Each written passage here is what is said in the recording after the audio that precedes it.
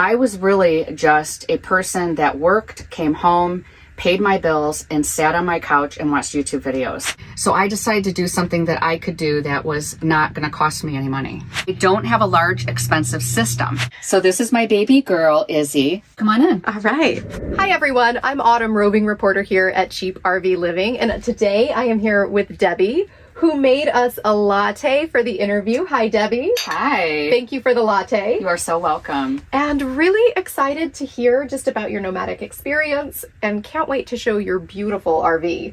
Absolutely. I always dreamed of getting on the road. I started watching Bob when, it was probably 2017, like everybody, watching millions of videos and anybody I could find that was out there living this lifestyle.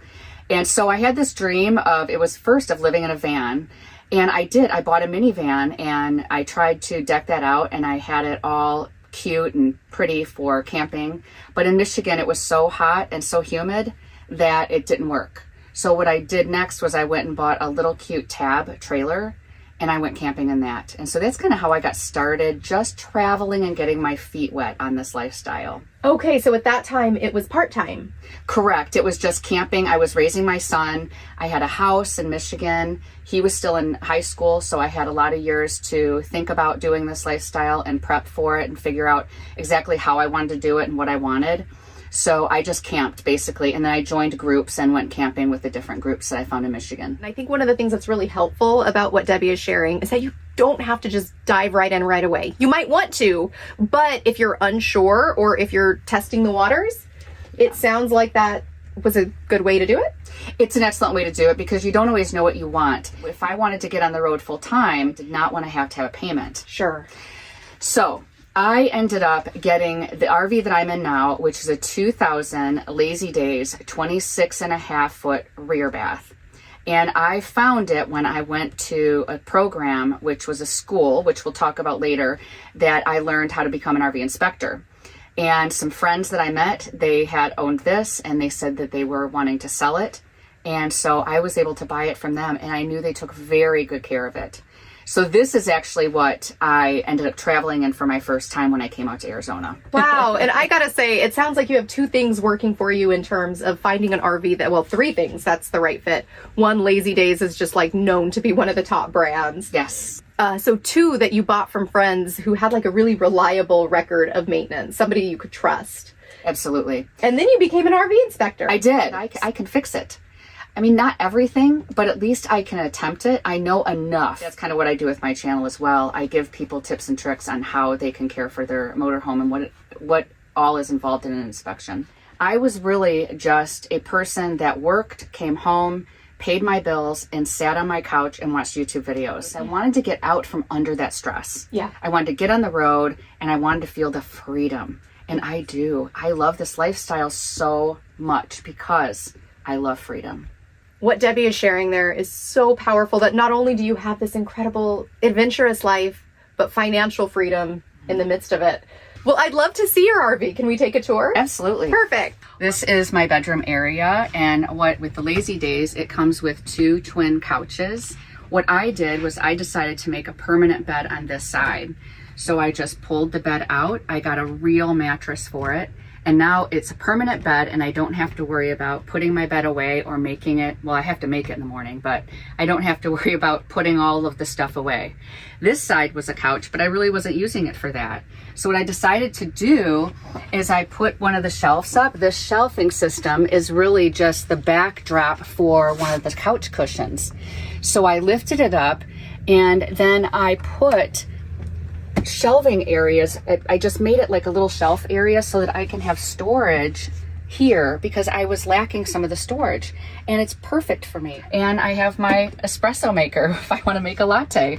What a creative idea. Yeah. That's a really frugal way to create basically an entire different piece of furniture. It is. The part of the reason I did that is because I wanted it to be frugal. I couldn't afford to have somebody gut this area out and build it, and I'm not a builder. So I decided to do something that I could do that was not going to cost me any money. Well, it looks fantastic, and you also made excellent use of the space down here with these storage drawers. And you've got this gorgeous, huge window right here. Oh, the Lazy Days is really known for the windows. They have beautiful, big windows. And so if you want airflow, all of these open up and you can get really good ventilation in here. And I'm noticing that huge storage cabinet. Yeah, so these are solid wood, and the Lazy Days has like, oh my gosh, so much storage. And so I can put different food items up here, dried food, or like my plastic wrap stuff. And then I have the same thing on the opposite side, and I store things up here. Like I have my little mini toaster oven and just other supplies that I need. So this is my kitchen area. This is where I have my office and where I eat. I spend a lot of time here because I work on my videos, and with my business, I have to spend a lot of time. So I needed to get a big monitor, and I was kind of afraid on space on how that would work out, but I just can tuck it back like that when I'm not using it for work. And then when I'm ready, I can just pull it out and work away. What I'm really struck with is how wide this is. It looks like there's slides in here, but there's not. Well, and that's the beauty of a Lazy Days. They don't have the slides. And being an inspector, I see all the time where slides have leaks. And I wanted something that didn't give me that kind of trouble, especially when you're getting an older motorhome. I wouldn't get one with slides. So I love the Lazy Days layout. Yeah, it's wide open feel. It's really nice. What I like about the kitchen is it has a nice double sink here, and I can lift this up if I need more counter space, which I often do because I am a cook. I love food and I love cooking, so I have to have prep space. This is my stove right here. When I'm hooked to shore power, or if I have the generator running, I just plug in and I can use my air fryer. But when I have to use my gas stove, I just remove this and I can just bring it up like that. And then I can lift up my stove like this and use it. So the refrigerator runs on gas or 120. So of course, when I'm boondocking like I am, I'm always running it on gas. One thing that I have to be careful of is because it's tied into the inverter, so I don't keep it on auto. And I have learned the hard way because I left it on auto and then it burned through my battery really quick. So I use it on gas. It's a nice big refrigerator. It works like a charm and I have no issues. I have 400 watts of solar. I have a 2000 watt inverter, but I have a very, very small system. I only have one battery. I don't have a large, expensive system. If it's a higher powered item, I have to turn on my generator. But I can do things like use a NutriBullet. I can make toast in that tiny dash toaster on my small system if it's in the day and I'm getting plenty of sun coming in through my solar. So this is the bathroom, the shower, the changing room. So what you can do with this area, this is what's really cool about Lazy Days. This door will open and it creates a whole space. You close the door, so if you're with other people, you can close the door and have privacy. Wow, that's incredible. What's behind there? Is that a closet? Yeah, come on in. All right. So we'll come in here and we'll close it. So basically this is, I have my clothes, my shoes. I have, like, I put my laundry stuff in here, and these are my workout bands. And I keep, like, there's one of my sister's bags, another thing that she does. So I have all kinds of things. I have bags and stuff back there, and my vitamins I keep here. And another one of these, it's just another one of these sliders.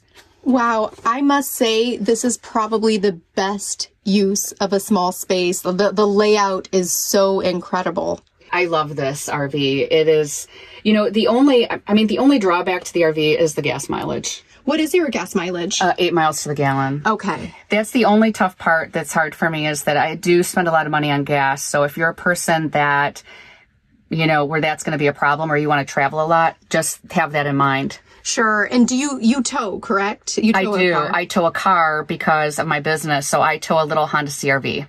Does that affect your gas mileage? Not really. It seems to be 8 miles to the gallon no matter what I do. Okay. Even when I'm going up a Colorado mountain. Sure. So it's consistently It goes like 40 miles an hour. Yeah. Wow. I'm still marveling over this incredible use of space in here. Yeah, and these drawers, there's 3 drawers. I won't open those. They're not organized at all. But this is where I can put other clothes, and that's kind of what that contains. Wow. And then behind you here, it looks like this is the loo. Yep. So here I have the toilet. So this is where I go to the bathroom, everyone. All right. Yes, the $1 million question. Yes. So this is the shower area, and I don't really take a shower in here. If I need to, I can. What I've done was I've made this an area where I put my Berkey. Oh, yeah. So I get water from town. I can get water from any area, no matter if it's purified or not, but I can purify it through this. So I don't drink water unless it goes through the Berkey. I put it in here because this is a great placeholder. I have to take it out and put it on the floor when I'm driving. Sure. So I got that little shelf system. I put all my laundry in there. I have my shower bag in there. And who do we have here? So this is my baby girl, Izzy. She is a Shih Tzu, and she is such a wonderful little companion. She's so cute. She's adorable. She is. She's real mild-mannered. She's such a good girl. She's 9 years old, so she is getting up there. She doesn't like to go on super long walks. She's really the best kind of dog for someone that just wants to sit around and, you know, be cozy with. And I notice behind you, is that a bed over the cab? Yeah, so basically they come with the bed over the cab, but I use it for storage. So I have, again, here is my air fryer, and then I have these little storage bins here. And I can just reach in and grab, and then they come out and in like this too. They have a slider. So what I have to do when I'm leaving, all this stuff gets pushed back. This blanket is here too, and it keeps out the cool weather or the heat. This goes up, it folds in, and I push this up too. So I create like a barrier so things don't fall and slide forward. So I have to do that before I leave. Debbie, I'd be curious to hear, being a solo woman out on the road, any safety tips or safety concerns? You know, I have to say that it's not nearly as scary as you might think it is. A lot of that is in your mindset before you come out onto the road. I've had zero incidences where I have been fearful. I feel like anywhere I go, there is a lot of community if you want it.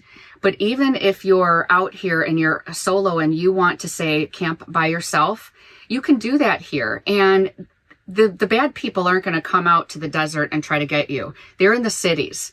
So there's really nothing that scares me about this lifestyle. And I want to really encourage women to feel like they can do this too.